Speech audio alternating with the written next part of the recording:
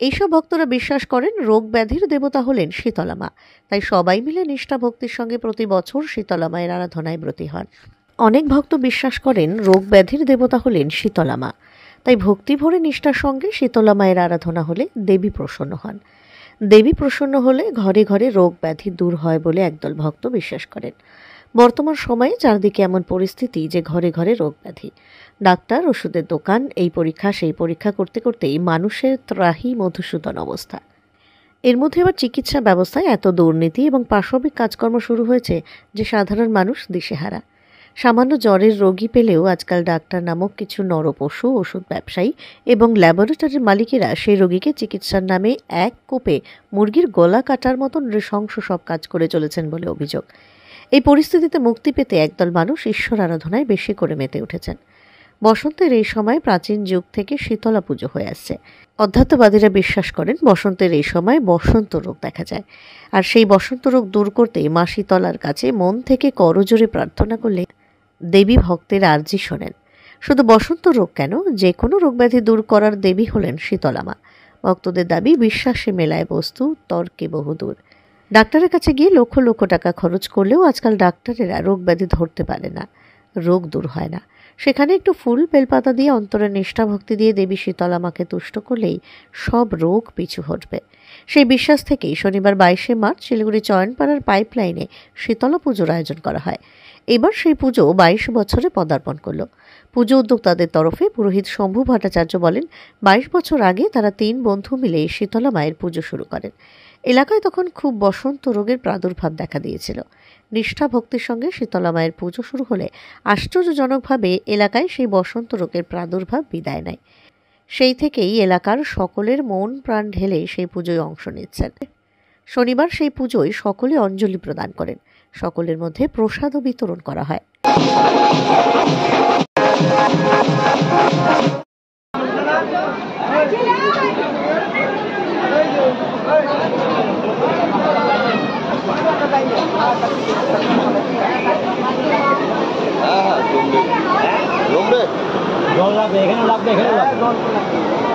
জল ট্যাঙ্কিটা আছে তো, জল এত ধীরে পড়ে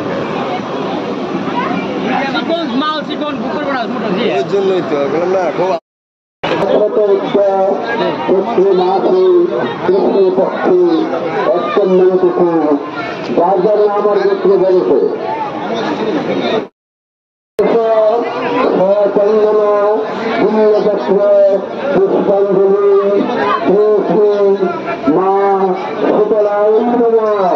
আবার বলো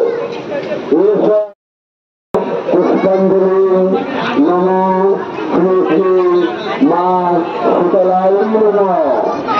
আবার বলে পুষ্পাঞ্জলি শ্রী শ্রী মা শীতলায় নমঃ। শম্ভু ভট্টাচার্য। আমি এই 22তম বছরে এবার পদার্পণ করলো। পুজোটা আমার হাতেই সৃষ্টি। আমরা 3 জন বন্ধু মিলে পুজোটা শুরু করেছিলাম এবং তখন খুব একটা বেশি সাড়া পাই নাই, কিন্তু দ্বিতীয় বছর থেকেই আমরা সাড়া পাই।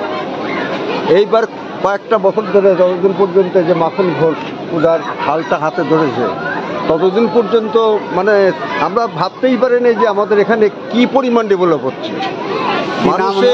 মানুষের যে কি এক্সপেকটেশন আছে সেটাই আমরা বুঝি না। আমরা প্রচুর পরিমাণে জিনিস পাচ্ছি।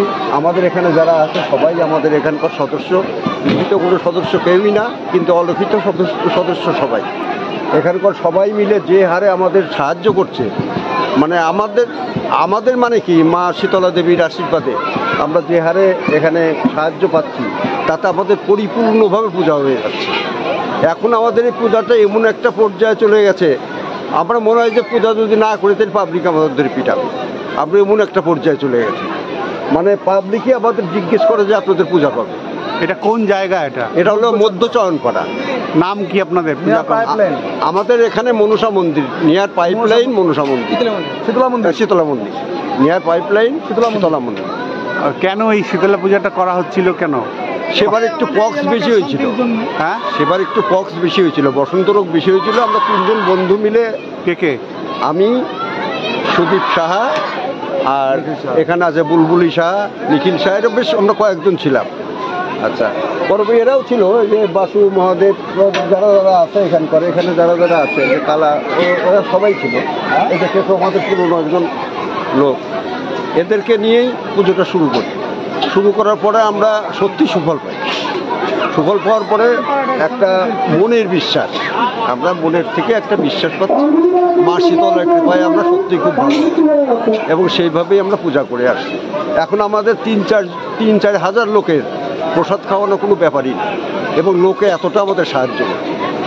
আমরা দেখেন প্যান্ডেলও দেখেন, আমাদের বাজনাও দেখেন, রান্নার লোকও দেখেন, আমাদের মানে প্রচুর পরিমাণে খরচা হয়, কিন্তু খরচার টাকাটা এখান থেকেই আমরা পাই।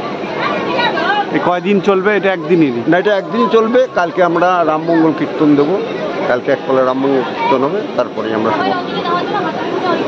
এবং এই যে মানে রোগ ব্যাধি দূর করার ক্ষেত্রে আমরা জানি শীতলা মায়ের আমরা মানসিক স্যাটিসফাইডের জন্যই পুজোটা করি। আমরা মনে করি মা শীতলা দেবীর কৃপায় আমরা রোগ মুক্ত থাকবো, আমরা সবাই ভালো থাকবো, মা শীতলা দেবী আমাদের সবাইকে ভালো রাখবে, এটাই আমরা আশা করে মার চরণে ফুল দিই। কখন পুজো শুরু হয়েছে, কতক্ষণ চলবে? এই 3:30টার সময় পূজায় বসছি, একটা পূজা মোটামুটি শেষ, এখন সবাই অঞ্জলি। আপনি নিজেই পুজো করেন? হ্যাঁ, আমি প্রথম থেকে আমি নিজে করি। এই পুজোর বার্তা কি, মেসেজ কি, মূল মেসেজ কি? মূল মেসেজ হচ্ছিল সবাই মা শীতলার পূজা করো, মা শীতলার প্রসাদ খাও এবং আজকের দিনে তোমরা সবাই ঠান্ডা জিনিস খাও।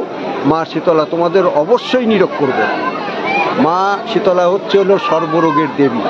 উনি যদি মনে করেন কারো কোনো রোগই থাকবে, এই বিশ্বাস নিয়েই আমরা চলছি।